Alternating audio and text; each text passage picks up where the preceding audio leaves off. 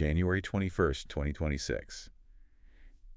And if the world feels, I don't know, a little thin today, a little bit like a stage set that's starting to wobble in the wind, Yeah. you are definitely not the only one feeling that. It's the zero work hangover, isn't it? That's what we're all feeling. Exactly. We're all still reeling from this zero work phenomenon. I mean, we've got this glitch art rebellion that somehow, against all odds, managed to rewrite the economic codes of the last decade. It's unbelievable when you say it out loud. It is. Yeah. We have people questioning the very nature of labor, the nature of value, and honestly, it feels like we're questioning the nature of reality itself. It's a moment of profound disorientation. I think we're living through a time where the line between a collective revelation, a genuine breakthrough in how we see the world. A real paradigm shift. Exactly. The line between that and a mass delusion has become, well, it's become incredibly blurred. And that is exactly where we are parking the bus today, this deep dive. Yeah.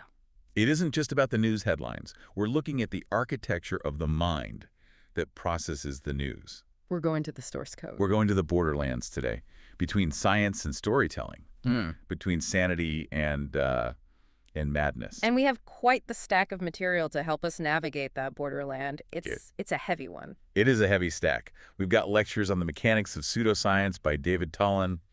We are cracking open and, I mean, really wrestling with Carl Jung's aeon, which is, frankly, it's terrifying stuff. It's not light reading, no. Not at all. We've got critiques of this whole zero work movement that sound a lot like, Jordan Peterson's philosophy, and we're digging into this concept of hyperstition. Which, when you put it all together, it creates a really difficult roadmap. It forces us to ask some really uncomfortable questions. Like what? Well, for starters, why do we label some things science and others pseudoscience? Especially, in the realm of psychology. How do we fool ourselves? And the big one, the one that zero work really puts on the table, is our shared reality, our money, our language, our AIs.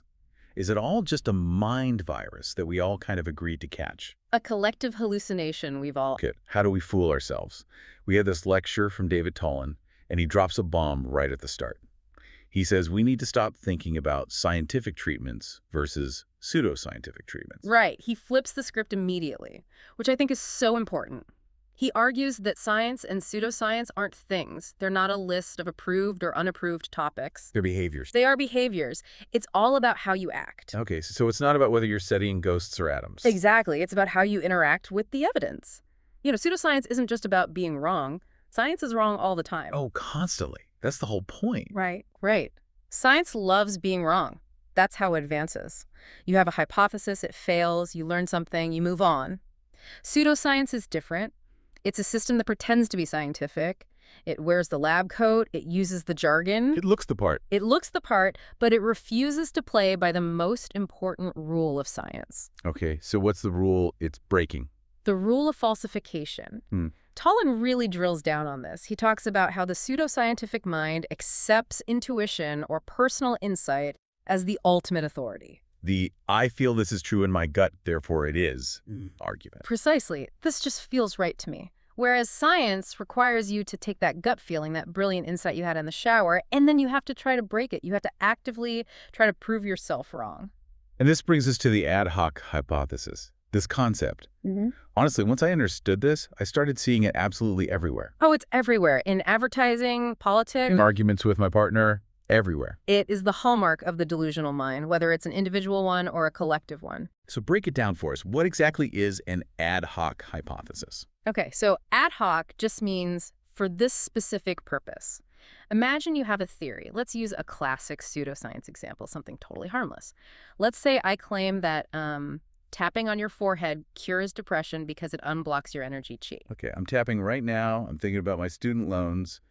And yep, still depressed. So the theory fails. Right. So we run a proper controlled study. We get 100 people. They all tap their foreheads and nothing happens. The depression scores don't change. Okay. Now, a scientist looks at that data and says, okay, the theory's wrong. Tapping doesn't work. Back to the drawing board. Makes sense. But the pseudoscientists, they don't do that. They use an ad hoc hypothesis. They invent an fact to explain away the failure while keeping the core theory alive. So they'd say something like, oh, you didn't tap hard enough. Exactly. That's a perfect example. Or you were skeptical and your negative vibes blocked the chi. Or my favorite, it only works on Tuesdays and we did the study on a Wednesday. Oh, that is clever. Because now, the failure isn't the theory's fault. Nope. It's my fault. The theory remains perfect and untouched. Precisely. The theory is now immunized. It's protected from falsification. It creates this perfect closed loop. If the tapping works, great, the theory is true. If it fails, well, you did it wrong. It's a system where the architect of the theory can literally never be wrong. Never. And this isn't just about magic crystals or energy tapping. This applies to serious psychology too, right? Yeah. This is where the whole critique of psychoanalysis comes in. It does. This is the famous critique from the philosopher Karl Popper. He looked at early psychoanalysis, Freud, Adler, and he saw this ad hoc behavior everywhere. He called it the heads I win, tails you lose trap. How so? I mean, Freud is basically the grandfather of therapy. His ideas are foundational. They are, but Popper was looking at the structure of the claims. Think about a classic Freudian concept. Look at the Oedipus complex. The analyst tells the patient, you have subconscious feelings for your mother and see your father as a rival. Now, if the patient says, you know what, that makes a lot of sense, I can see that, then boom, the theory is confirmed. Right. Evidence for the theory. But what if the patient says, no, that's disgusting. That's absolutely not true. I love my father. Then the theory is wrong. Not to the analyst. The analyst says, aha, you are in resistance, your denial is so strong, and that very resistance is a key symptom of a repressed Oedipus complex. Oh, wow. So if I agree, I have it. And if I deny it, I definitely have it. Exactly. It's unfalsifiable. There's no risky prediction. There's no possible outcome that could ever prove the doctor wrong. And because it can't be disproven, Popper argued it wasn't science, it was a belief system. A very compelling one, but a belief system nonetheless. Which is fascinating because it leads us to this weird term in the notes, the dodo bird verdict, which sounds like a band name, but is actually about research outcomes in psychotherapy. Yeah, it comes straight from Alice in Wonderland. After a chaotic race, the dodo bird judge says, everyone has won and all must have prizes. In psychotherapy research, for decades, there's been the ending. You take vastly different therapies. Cognitive behavioral therapy, which is very logic-based and structured. Right, like worksheets and exercises. And you compare it to, say, psychodynamic therapy, which is all about your childhood and unconscious drives, or humanistic therapy, which is about empathy and self-actualization, and you pit them against each other in studies. And you'd expect one to be way better for, say, anxiety. You'd think so. But what they find over and over is that they all produce roughly the same results. The dodo bird verdict. Everyone gets a prize. That seems impossible. They're doing completely different things. One person is talking about my mother, the other is telling me to make a list of my irrational thoughts. How can they have the same outcome? Well, this is the argument from the critics. They argue that this means the specific theories, the unblocking of energy, or the resolving of the Oedipus complex, or restructuring cognitions, those might not be the thing that's actually doing the work. So the story the therapist tells you might just be window dressing. It could be. The critics say those might just be the ad hoc stories we tell ourselves to make sense of the process. The thing that actually works might be the common factors, the incidental stuff that all therapies share. Like what?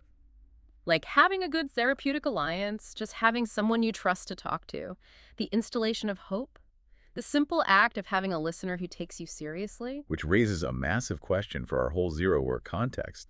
I mean, if the science behind a movement or a therapy isn't real, if the AEXUS technology isn't actually doing what they say it is, or the energy fields are fake, but the person gets better. If the society actually changes for the better, is it a functional delusion? That is the core question we have to wrestle with. If a delusion functions, is it still a pathology? And to even begin to answer that, we have to look at what happens when that systematization of delusion goes too far. We need to look at the day-me versus night-me case study. Yeah, this idea of the closed loop brings us to probably the most disturbing source in our whole stack today. It's a psychiatric case study about a patient in an asylum. And this story, man, this gave me chills reading it. It felt like reading a screenplay for a horror movie. It is a profound and terrifying example of the ad hoc mind attempting to survive absolute chaos. So walk us through this case, because this isn't just someone hearing voices or feeling paranoid. Their universe to live in. He did. This patient had split his psyche into two completely rigid personas. There was Damie, who was the good soldier, the victim, the one trying his best to hold it all together. The hero of the The story. hero, exactly. And then there was Nightme, who was the monster, the agent of chaos, the one responsible for all the bad thoughts, the violence, the rage. So he separated the good and bad parts of himself. Completely. But what's really fascinating is the world he lived in to justify this split. He believed he was a soldier in a cosmic temporal war. A time war, like with science fiction and everything. Yes. He would sit in the common room of the asylum for hours just staring at the walls. And to him, he wasn't seeing walls. He saw flickering, high-tech computer screens showing troop movements, temporal shifts, complex battle plans. Wow. And he heard these profound dialogues between cosmic generals debating the fate of the entire universe. You know, part of me thinks that sounds exciting. Like, if you're going to be stuck in an asylum, being a general in a secret time war sounds a lot better than just sitting there. It does, until you look at the reality of it. The source material is brutal here. It points out that the flickering high-tech screens he was staring at were just cork bulletin boards. Just cork boards, like in an office. Exactly. Cork boards with a few random forgotten thumbtacks stuck in them. And the flickering, the data streams, that was just peeling paint or static dust catching the light from the window. And the dialogues between the generals. Auditory hallucinations, born entirely of his own brain chemistry. That's just tragic. I mean, my God. Why do that? Why does the brain take a cork board with thumbtacks and turn it into a galactic war map? Because the alternative is unbearable. This is the very definition of a functional delusion.